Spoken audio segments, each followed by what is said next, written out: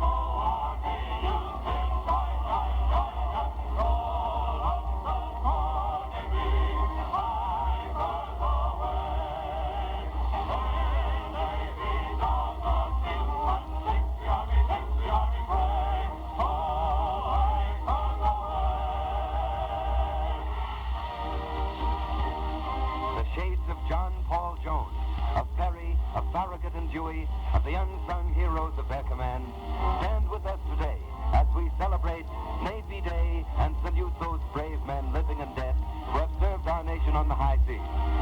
The heroes of the past knew the United States Navy as the indomitable master of the seas. Now the Navy sweeps through the skyways, master of the air. Today, as part of the Navy Day celebration, a Titan of the skies, the largest dirigible in the world, is making its first flight along the Pacific coast. The Macon cruises overhead. In a few moments, we transfer controls to the Macon, where, through the efforts of the Columbia and Darnley networks, and with the cooperation of the Navy Department in Washington, Paul Rickenbacker and Harrison Holloway are standing by to bring the nation a first-hand impression of the world's largest airship. How those sea heroes of the past would marvel could they see this sight. The twin sciences of the 20th century, aviation and radio, collaborating to bring into your home a vivid account of this newest wonder of the world, the first radio broadcast from the largest airship on Earth.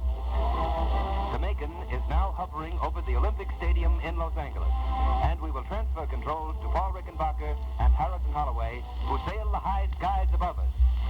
Take it away, Macon.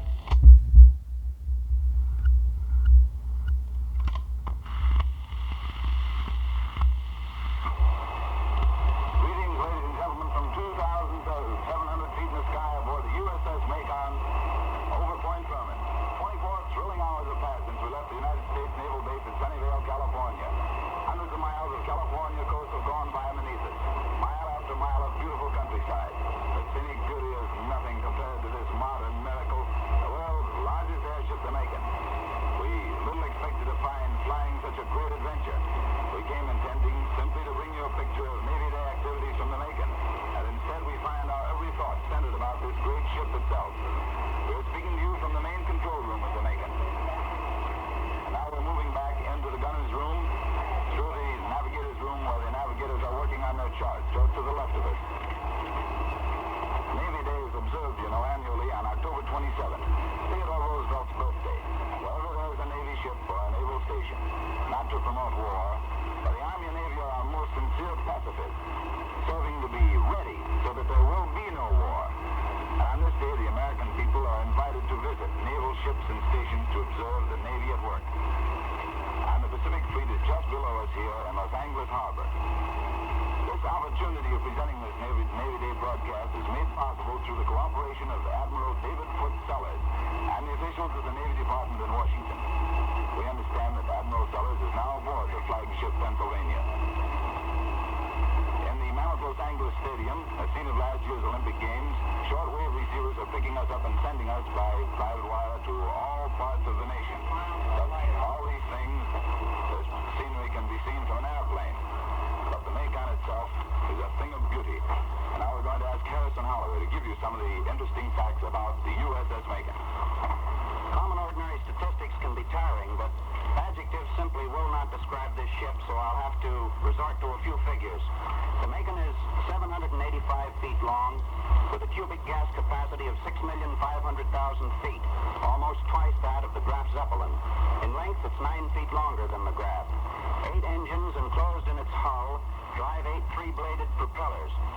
Its decks, built within the hull, contain quarters for 100 officers and men. The total horsepower developed approximates 4,480. The maximum speed is 72 knots per hour. Enough fuel can be carried to permit a range of, without refueling at 60 knots cruising speed, of 9,200 miles. As a matter of fact, although since yesterday noon we've merely been cruising leisurely off the California coast, one of the Macon officers estimated that by the time we return to the Sunnyvale Air Base tomorrow, we will have traveled a distance of approximately 2,500 miles. There's no particular sensation of speed. The tremendous bulk of the ship, as it's seen from the ground, is not noticeable from this control cabin. No motion comparable even to a Pullman car. Therefore, the sensation is largely that of being suspended very securely in midair or of looking from the top of a tall building. At least this was the feeling while soaring above the sea of fog, of which we saw nothing but, and frankly see nothing but right now, all last night and today off the coast. We've been quite exclusive during our past 24 hours aboard the Macon. We've had no visitors, not even a curious seagull, although one airplane did circle us this morning about 8 o'clock.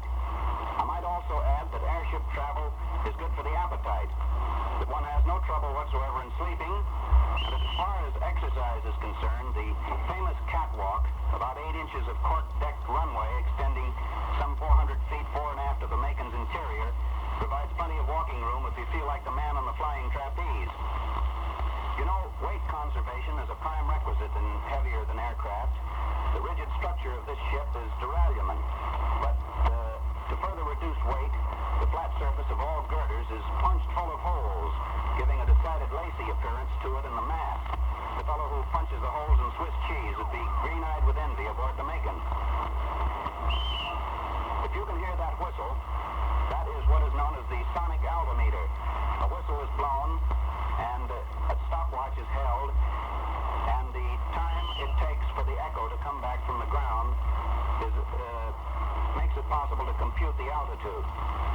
There's also, in addition to the whistle that I hope you can hear, a gun which laughingly shoots around corners.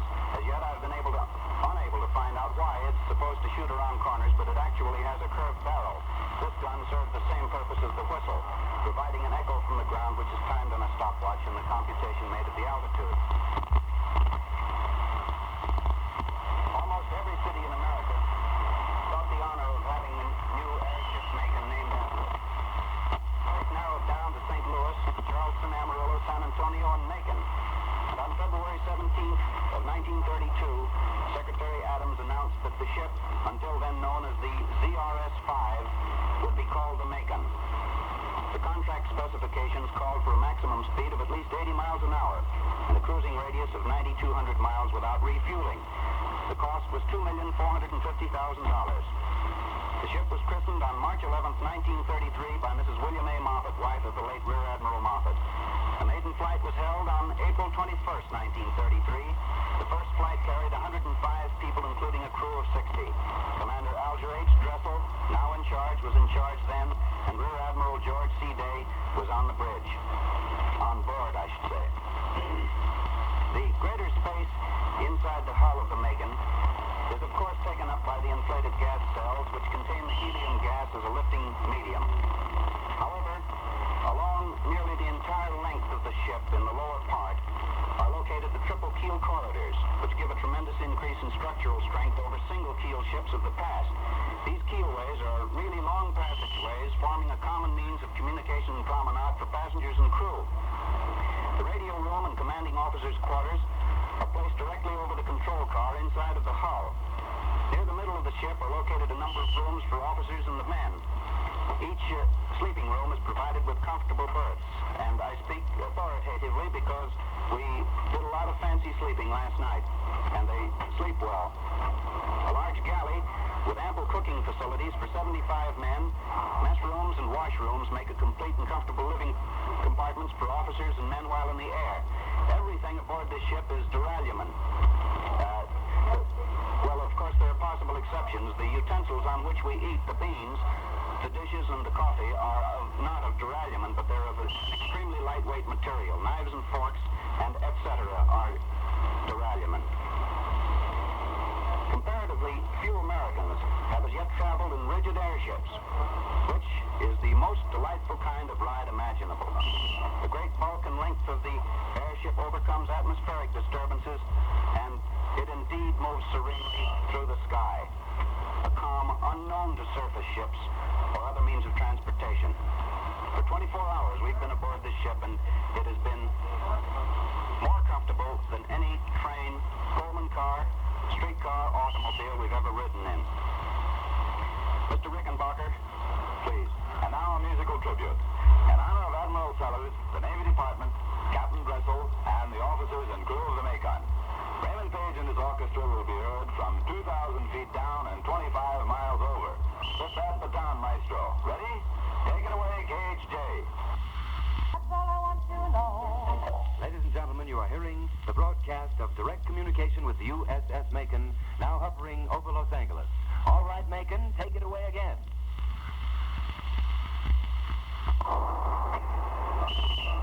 Now a few words about the flight.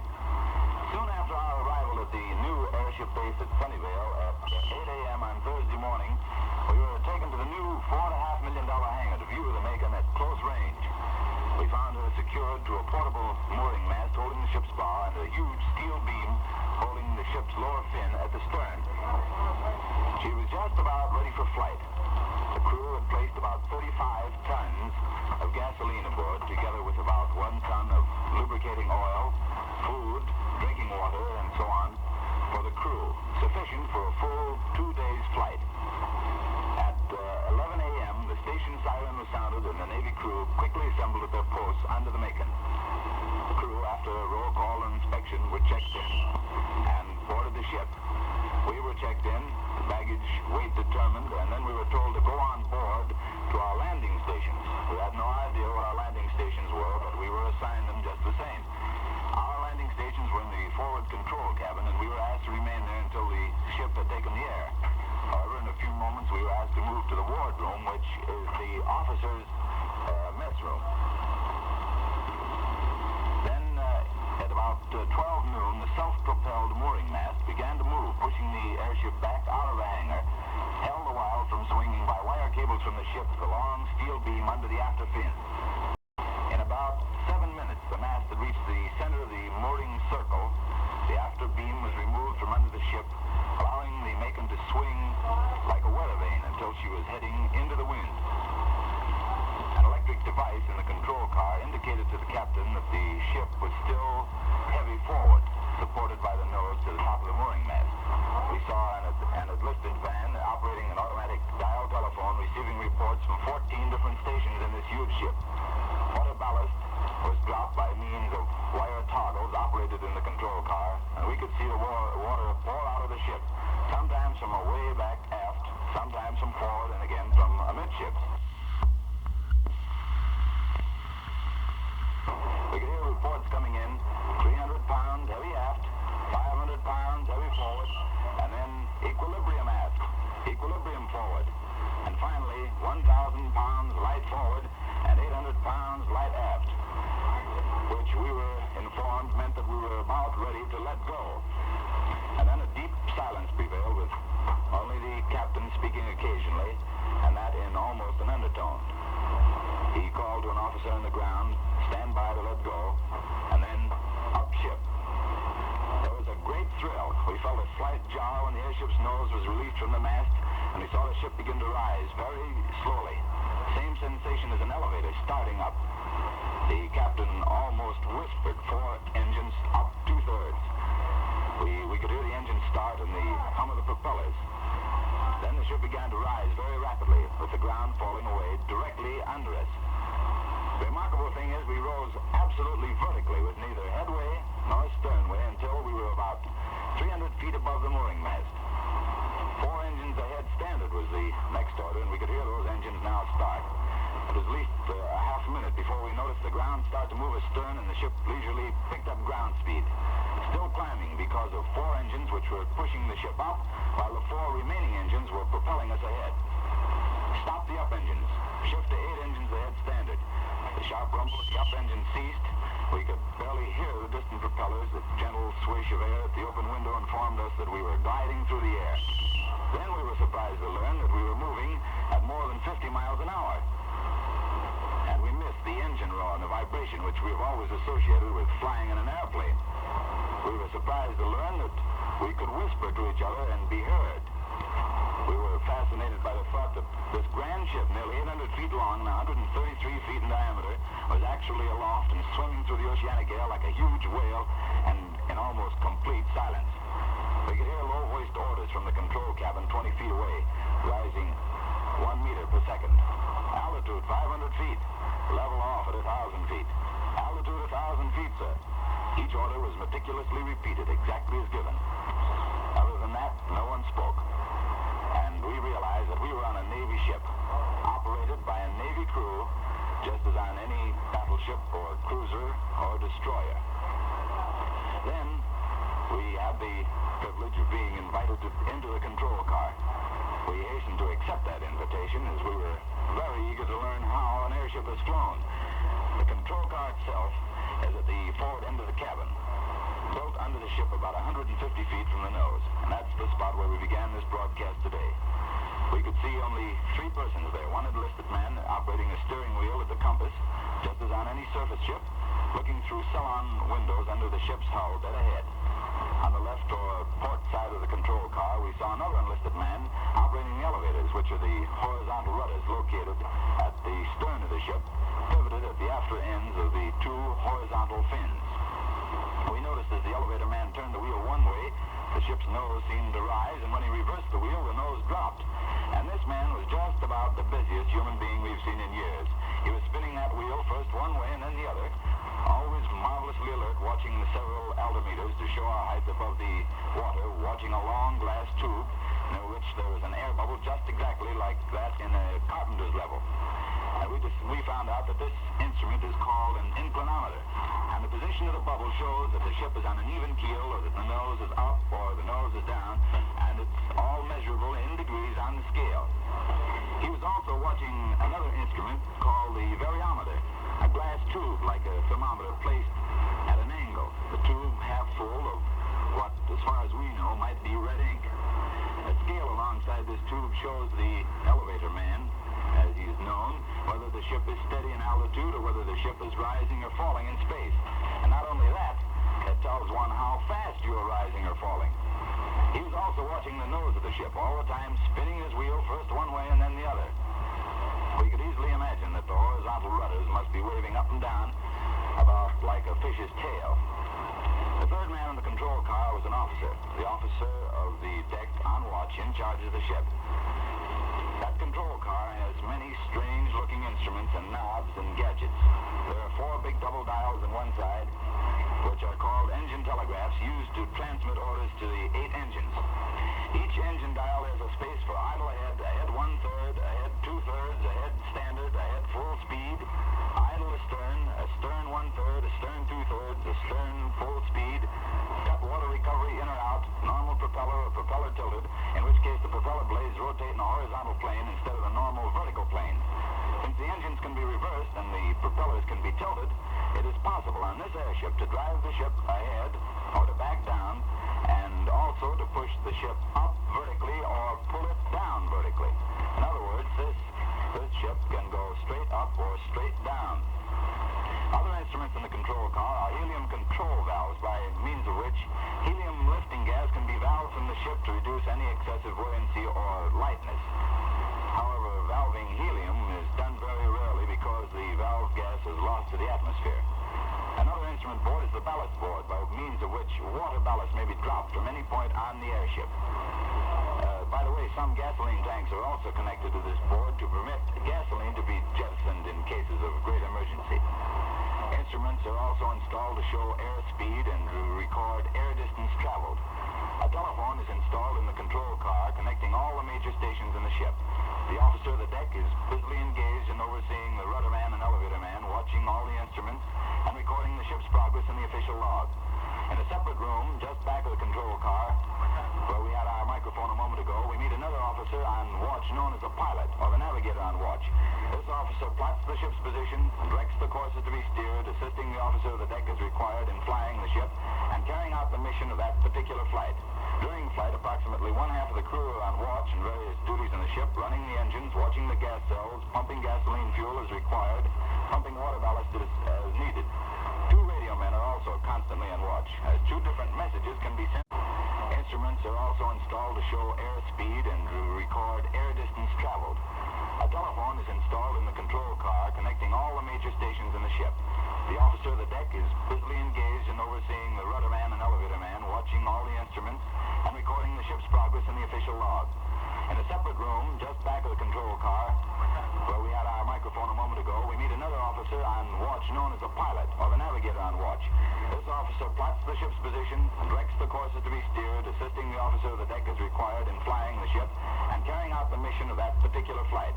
During flight, approximately one half of the crew are on watch in various duties in the ship, running the engines, watching the gas cells, pumping gasoline fuel as required, pumping water ballast as needed. Two radio men are also constantly on watch, as two different messages can be sent or received simultaneously.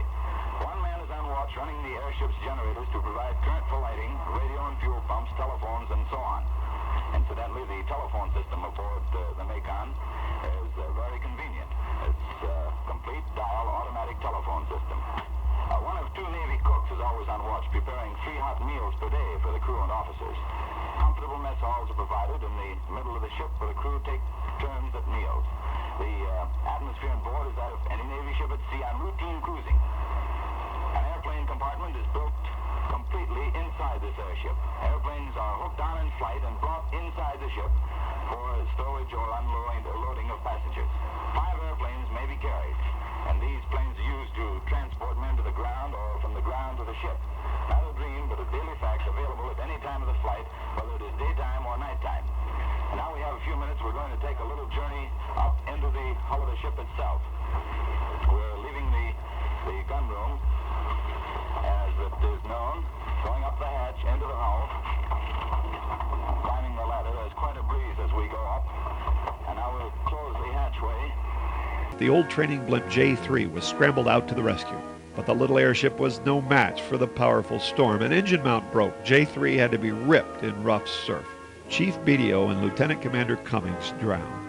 For the want of a better altimeter or a complete weather map, the legalization of 3.2 beer would have been the major headline on April 4th. Now the Akron's loss stunned the nation. Death rode at the helm as the $5 million Queen of the Skies headed out over the Atlantic.